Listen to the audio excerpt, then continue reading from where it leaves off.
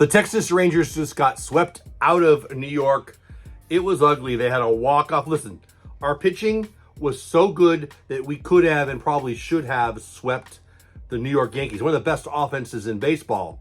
The hitting was just horrible. We're going to talk about that and more. The standings, who we got next, what's going wrong, what's going right, how we can fix what's going wrong next here on the Texas Rangers Clubhouse. Hey there, my name is Jeff Basis, the Texas Rangers Clubhouse, where we talk about the Texas Rangers, including when they get swept by the New York Yankees. So we can go real negative, and we're going to. We're going to go real positive, and we're going to. And then we're going to talk real and talk about maybe some solutions to some of the problems, at least from my perspective. Let's get to it. Again, the Yankees sweep my Rangers right the heck out of the Big Apple, all the way back to Chicago. It's a better city anyway, better food. Well, they got good food in New York too, but whatever, we got thumped because we can't hit. We're going to talk about all the slumps here in a minute. You can't win if you don't score runs. This pitching, phenomenal. Top 10 pitchers in the league. Yes, Nathan Eovaldi absolutely is a top 10 pitcher in the league. Jacob deGrom absolutely is a top 10 pitcher in the league. You can argue that Tyler Mahle gets fit in there too. I mean, his ERA is unbelievable. Jack Leiter just took a no-hitter into the 7th inning. Patrick Corbin has been a revelation. He's been unbelievably good. My point is, it ain't the starters. Our bullpen is unbelievably bad at the back end, and our offense, well, it's the problem. Standings, we are tied for third. We are 4 games back of the first place Seattle Mariners. We're 4 games back. It's not time to burn the ships. It's not time to call it in. If you're one of those people who are like, oh, it's time to sell, you know, it's you and not them. They're 4 games back. The offense needs to get going. We're 25-26. Look at, when Nathan Eovaldi throws, 11 starts so far, we've won 5 and lost 6. When anybody else starts, we're 20-20. Now, that's not good enough to win the AL West, but it's good enough to get through Memorial Day. We're still in this. The White Sox, who we head to Chicago to play, are 15-35. They're horrible. We have a 13% chance, according to Fangraphs, of still winning the AL West and a 34% chance of making the playoffs. Now, let's just take that on its face. We can't hit a lick. It's been horrible. And Fangraphs says there's a 1 in 3 chance we still make the playoffs.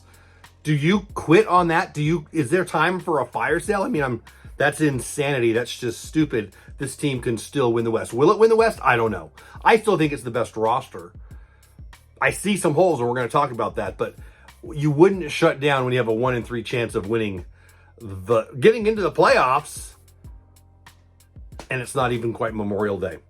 Pitching matchups. Game 1 of the series is tonight as I film this, Friday night, 6:40 Dallas Fort Worth time, 7:40 on the East Coast. Tyler Mahle, he's 5-1 with a 1.47 ERA. A 1.47 ERA. He faces Sean Burke. It's pretty good for them. He's 2-5, 4.69 ERA. Advantage us big time. Listen, the pitching matchups don't matter that much for this series because the White Sox are bad. We will be the best team by far all 3 games. But let's continue with the pitching matchups because that's what we do. Saturday afternoon, we have a day game, 3:10 start time, Dallas-Fort Worth area. Jack Leiter had a no-hitter into the 7th inning last time. 3 wins, 2 losses, 4.25 ERA versus for the White Sox, Jonathan Cannon. He's 2-5, 3.76 ERA. He's actually got 42 Ks. He's pitching really well. We still have a huge advantage here. And then that brings us to Sunday, 1:10 our time afternoon start. Patrick Corbin, unbelievable year for us so far. He's 3-3, 3.59 ERA versus their Davis Martin, who's also pitching good for them, honestly, 2-5, 3.49 ERA.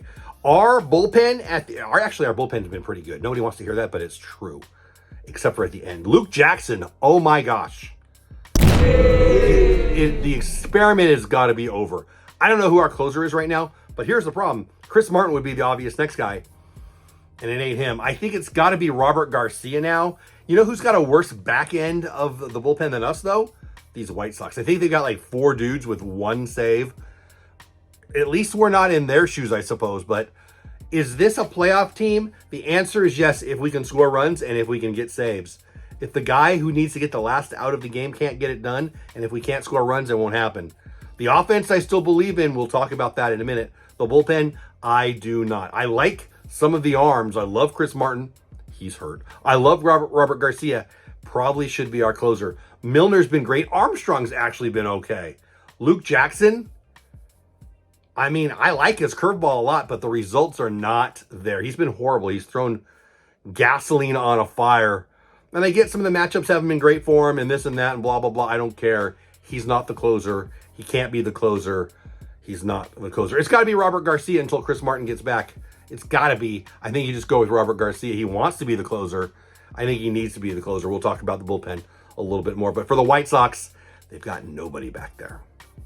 So you don't have to be a rocket scientist. You don't have to be a baseball expert. You barely have to be alive to know what's the problem with the Rangers. They're not hitting. They're not scoring any runs. Just listen to this. The last 15 games, Josh Smith hitting 179. The last 15 games, Wyatt Langford hitting 191. The last 15 games, Marcus Semien hitting 182. The last 15 games, Jock Peterson hitting 143. The last 15 games, Jonah Heim hitting 178. The last 15 games, Odolis Garcia, 167. The last 15 games, Kyle Higashioka, 071.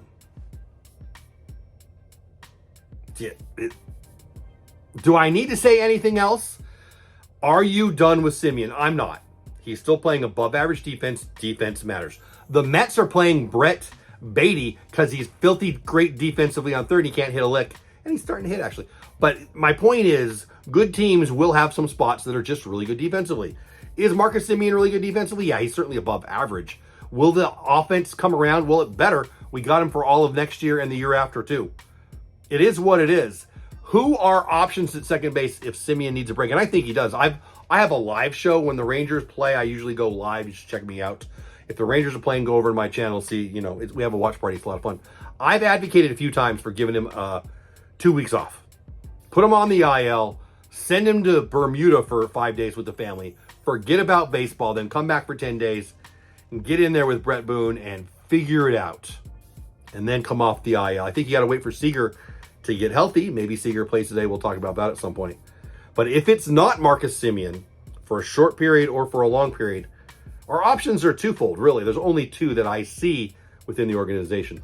Sam Haggerty, he's actually been a nice surprise. He's hitting the ball well. He's been a second baseman before. Sam Haggerty might be an option. The other option is former first-round pick Justin Foscue. He didn't have a long opportunity last year. He got hurt right after they brought him up. In AAA, he's hitting 289 with 6 bombs. Does that translate to 270 with 5 bombs in the major leagues? I don't know. But he's your only option that's not named Sam Haggerty. It's Sam Haggerty at second. It's Foscue at second. If it's not Semien at second. Unless it's Josh Smith. Now, Josh Smith would be the obvious answer. He's a shortstop. He can pick it at second. But with Corey Seager being as hurt as he is, who's your shortstop when it's not Corey if Josh Smith is at short? So I think you could put Smith there, and then you're going to have a hole at short when you DH Seager or when he can't play. The options for Semien are Haggerty or Foscue. I think you should give Foscue a shot. I really do. When Evan Carter's back, maybe you give a shot to Haggerty at second. But I think you've got to get Semien right, and I think that means give him some time off, get him with Brett Boone, and get him hitting. Now, a lot of people have been clamoring for a change in right field. I'm not one of them. Do I think Dolly will start hitting? Probably not. I hope I'm wrong. I hope he comes around. But his defense is that good in right field that he should still be in the lineup. And why do I say that? Well, 2 reasons. 1, his defense is that good. He's really good in right field. 2, there's a chance he's going to get going. I mean, he did hit a walk-off home run for us at a game I was at earlier this year. There's an opportunity there for some clutch hits. He could still pull out of it, although we have evidence that he's been bad for a while. But 2A, we don't have anybody else. There's nobody in AA. There's nobody in AAA. Osuna just got to AAA. It ain't him yet. There's no answer here. Sebastian Walcott is not ready. There's no answer for right field. And again, Dolly plays really good defense. Now at DH, are we done with Peterson? We better not be, because he's got this year and next year on that contract. And I still believe he'll come out of it. But boy, it's getting harder and harder to believe, isn't it? He was horrible, and he had about a week where he looked pretty good. He's kind of back to horrible again. Again, in the last 15, 4 for 28, 143 average. That's bad. So what do you do? What are your options? Well, when Seager gets back, you could put him over at DH, and you could put Smitty at short. You could do that. I don't know when you play Jock then, and if you've committed to him for this year or next year, it doesn't make a lot of sense. I think they've got to dance with who they brought to the party. I think that you got to roll with Dolly and Marcus and Peterson. But if you're not going to do it, I think the answer would probably be Seager at DH and Smitty at short. I think that makes a lot of holes, but I think there's some times that could be the play. Now we need to talk about the bullpen. Luke Jackson, 5.5 runs every 9. 5.52 ERA. He can't be our closer. He can't be our closer. I wanted to believe I've always thought he was a pretty good arm, right? Did I think he was a closer? No. I have trust in Bochy, so I'm okay, well, whatever. To me, it was Chris Martin. I think that Bochy likes the idea that Martin can go more than an inning, but he can't even do that right now. He's hurt. How bad is the shoulder? I have no idea. I've heard nothing. Is he back in 15 days? Maybe. Is he done for the year? I don't know. I haven't read anything. He would be the obvious answer to me if I thought he was going to be the closer when we signed him. But we do have Robert Garcia. We traded away Nathaniel Lowe for him. And Garcia's good, 2.14 ERA. He's very good. He wants to be the closer. He needs to be the closer. They need to do that. And they can, because Milner is a stud against lefties. Garcia's a lefty, and I think Bochy wanted to deploy him and have him for those moments. Tough. That's Milner, and you just got the one. Last year, we didn't have anybody who could do it. I think your closer's got to be Garcia. I do. And I think with Chris Martin, if he's healthy, Garcia's the closer. Milner, Armstrong, that's decent. I mean, it's not great. I'm not going to tell you it's great. It's not the Cleveland, not Indians last year. It's not great, but it's serviceable. You can't throw fire on the bottom of the ninth with Luke Jackson, though. Now, that leaves us one arm short. Now, if Robert Garcia is not your closer, Chris Martin's not your closer, and Luke Jackson's your closer, is there anybody in AAA? There's really not. We got Peyton Gray, who's got a 2.66 ERA, and he's been doing pretty good. He's only given up runs in 2 outings. So if you take away those 2 outings, he's filthy. He's got to be an option for us. He's one of the bullpen arms in AAA. Peyton Gray is the name to look at. Luis Cervello, 2.04 ERA in almost 18 innings. Is he the answer? I don't know. Maybe. I think the answer could be Daniel Robert. 1.20 ERA. 13 games, 15 innings. I'll say it again, 1.20 ERA. At the very least, he should be in our pen up here. See what he's got. Am I saying install him as a closer? Well, I wouldn't do that, but you could. You could. I think it should be Robert Garcia. I really do. If it's not Robert Garcia, I think it should be Daniel Robert. It's sure as heck not Luke Jackson. So I don't know what to do there, but Chris Martin, when he's healthy, Robert Garcia, Milner, Armstrong, Jackson, Daniel Robert, who's now at AAA. I mean, that might be the answer. I think there's still a chance there. I know in the offseason, we talked about a couple names. Emiliano Teatro. He was the starting pitcher of the Futures games last year. A lot of buzz about him this offseason. He could be a starter still. He's been hurt. And no, he has not stepped up this year at all. I'm a big believer in Mark Church. He made the starting 26 out of spring training. I thought he might be the guy who got the most saves for us at the end of the year. I thought he would work his way up. Boy, was I wrong. He's already been down to AAA, and he's not doing anything down there. So it is what it is. Daniel Robert, Cervello, Peyton Gray. I think Daniel Robert might be the answer down in AAA, but I think the closer should be Robert Garcia, and I think it's fairly obvious. So those are the answers to the problems. Now here's some positives. Oh my gosh, our starting pitching. Do I need to talk? I really don't, right? We should be talking about it. We would be talking. If our offense was even league average, we would all be buzzing about Nathan Eovaldi. Oh my gosh, what a year. Jacob deGrom. Oh my gosh, what a year. We'd be talking about Jacob deGrom going to the Hall of Fame because he's going to be in the top 10 again in the Cy Young voting, maybe winning it. Is he one of the top 5 starting pitchers in the league? Yeah, absolutely he is. Is Eovaldi? I think he is too. than Mahle. Are you kidding me? His ERA is better than both of them. And again, Jack Leiter has looked like the real deal. Kumar Rocker should be close. What do we do with Kumar? I mentioned him because we were just talking about the bullpen. Is he a starter? He is. Should he be a starter? Probably. Bradford will come back. I don't know when.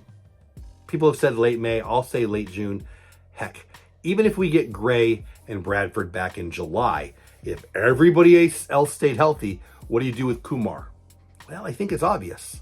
You put him in the pen. Tell me he can't go 2 or 3 innings down there? By the way, he's filthy. His fastball is filthy. His slider is wipeout. Kumar Rocker looks like a closer to me. He does. I'm not saying he should be there forever. I know that young pitchers and organizations don't want to take a starting pitcher and make them a reliever too soon. But if our offense gets going, if our bullpen is good except for in the 9th inning, I really like Kumar's attitude. I like the big, tough guy, scare the crap out of you, put him on the mound and scare the crap out of you, Rich Gossage kind of closer. And I think Kumar Rocker could be that guy. Am I crazy? Let me know. The Rangers are still in it, people. They're 4 games out. They're 4 games out. They're 4 games out. If you've given up on them, it's you. Also, you should be having fun, man. This is a great team to watch if you love pitching. Oh my gosh. DeGrom and Eovaldi and Mahle and Leiter are lights out. Have some fun with it. Have some faith. Don't be those guys who are yelling at the players on social media. I can't stand that. I'll probably have a video out about that. Have some fun with this. And maybe, just maybe, they turn it around. I can tell you in August of 2023, the Rangers fans were crying and whining because a missed opportunity. Memorial Day is Monday. There is still time. There's still a chance. Let's see what happens. Thanks for watching. Have the best day ever. Go Rangers. I'll be live Friday, maybe Saturday, maybe Sunday over on my channel at Texas Clubhouse. Please subscribe if you haven't already. Watch for the live streams, and I'll see you on the next one. Go Rangers.